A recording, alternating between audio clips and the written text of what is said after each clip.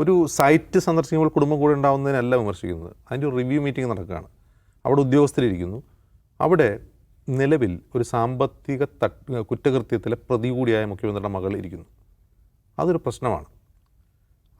ഒരു മകൾ മാത്രമല്ല, ഒരു സാമ്പത്തിക ഇപ്പോൾ കോടതിയിൽ കേസുള്ള ഒരു സാമ്പത്തിക കുറ്റകൃത്യത്തിലെ പ്രതിയാണ് ടി വീണ എന്ന് പറയുന്ന മുഖ്യമന്ത്രിയുടെ മകൾ. അങ്ങനെ ഒരാൾ ഒരു സർക്കാരിൻ്റെ ഒരു ഔദ്യോഗിക മീറ്റിങ്ങിൽ, റിവ്യൂ എന്ന് പറഞ്ഞാൽ ഔദ്യോഗിക മീറ്റിംഗാണ്, അവിടെ വന്നിരിക്കുക എന്ന് പറഞ്ഞാൽ അതിലൊരു ശരികേടുണ്ട്.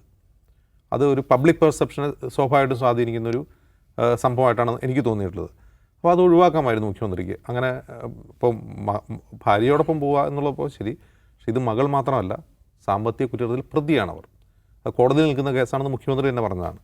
അതൊരു തെറ്റായ പെർസെപ്ഷൻ ജനങ്ങളിലേക്ക് കൊടുക്കാനുള്ളൊരു സാധ്യതയുണ്ട് എന്നാണ് എനിക്കതിൽ തോന്നിയത്. അതർവൈസ് ഇപ്പോൾ കുടുംബാംഗങ്ങൾ പോകുന്നതിന് എന്താ പ്രശ്നം എന്ന് വെച്ചാൽ അങ്ങനെ പ്രശ്നങ്ങളൊന്നുമില്ല. പക്ഷെ ഇവിടെ നമ്മൾ ശ്രദ്ധിക്കേണ്ട കാര്യം, എന്തുകൊണ്ട് മുഖ്യമന്ത്രിക്ക് 2 മക്കളുണ്ടല്ലോ, ടി വീണയുണ്ട്, പിന്നെ വിവേക് എന്ന് പറയുന്ന മറ്റൊരു മകൻ കൂടിയുണ്ട്. എപ്പോഴെങ്കിലും മുഖ്യമന്ത്രിയുടെ മകൻ അദ്ദേഹത്തെ അനുഗമിക്കുന്നത് കണ്ടിട്ടുണ്ടോ? അദ്ദേഹം മുഖ്യമന്ത്രിയുടെ പൊതുപരിപാടികളിൽ മകനെ കാണാറില്ലല്ലോ. മുഖ്യമന്ത്രിയുടെ വേറെ എന്തെങ്കിലും ചടങ്ങുകളിൽ അദ്ദേഹം ഒരു പൊതുവേദിയിൽ വന്നതായിട്ട് പോലും നമ്മൾ കണ്ടിട്ടില്ല. അപ്പോൾ കുടുംബം എന്ന് പറയുമ്പോൾ അത് അവരുടെ ഇഷ്ടമാണ്, സ്വകാര്യമായ കാര്യമാണ്. പക്ഷെ ഇവിടെ ഒരു ക്വസ്റ്റ്യൻ, ഈ മുഖ്യമന്ത്രിയുടെ സാന്നിധ്യം, മുഖ്യമന്ത്രിയുടെ പ്രോക്സിമിറ്റി, ആ ഒറ്റ കാര്യം കൊണ്ടാണ് ഈ ടി വീണയും CMRലും തമ്മിലുള്ള സാമ്പത്തിക ഇടപാട് വിവാദമാവുന്നത്. അത് വളരെ ഗുരുതരമായൊരു പ്രശ്നമാണ്. ഇപ്പോൾ ടി വീണ സ്വന്തമായിട്ടൊരു സംരംഭം തുടങ്ങി, അവർ സംരംഭകയല്ലേ, ഒരു IT സംരംഭം തുടങ്ങുന്നതിൽ എന്തിനാണ് വിമർശിക്കുന്നത് എന്നൊക്കെ അന്ന് ചോദ്യം ഉയർന്നു വന്നു. ദാറ്റ്സ് ഓക്കെ, അവർക്ക് ജോലി ചെയ്ത് ജീവിക്കാം.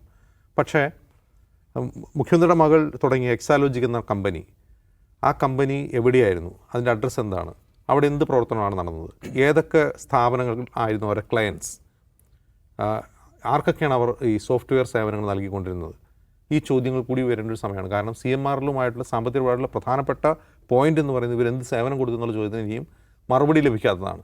യഥാർത്ഥത്തിൽ അങ്ങനെ ഒരു സ്ഥാപനം ഉണ്ടായിരുന്നു, ആ സ്ഥാപനത്തെ മറയാക്കി CMRൽ നിന്ന് പണം പറ്റുകയാണോ ചെയ്തത്? അങ്ങനെ ആ സ്ഥാപനത്തെ മറയാക്കി പണം പറ്റുമ്പോൾ യഥാർത്ഥത്തിൽ ടി വീണയ്ക്കുള്ള ഒരേ ഒരു പ്രിവിലേജ് മുഖ്യമന്ത്രിയുമായുള്ള പ്രോക്സിമിറ്റിയാണ്, മകൾ എന്ന നിലയിലുള്ള പ്രോക്സിമിറ്റിയാണ്. അതാണ് അവിടെ ആ കേസിലെ വിവാദ വിഷയം എന്നിരിക്കെ ആ പ്രോക്സിമിറ്റി ഔദ്യോഗിക ചടങ്ങുകളിൽ കൂടി തുടരുന്നു എന്നുള്ളത് തീർച്ചയായിട്ടും ചോദ്യം ചെയ്യപ്പെടേണ്ടതാണ്. മുഖ്യമന്ത്രിക്ക് അത് ഒഴിവാക്കാമായിരുന്ന ഒരു കാര്യമായിട്ടാണ് എനിക്ക് തോന്നിയത്.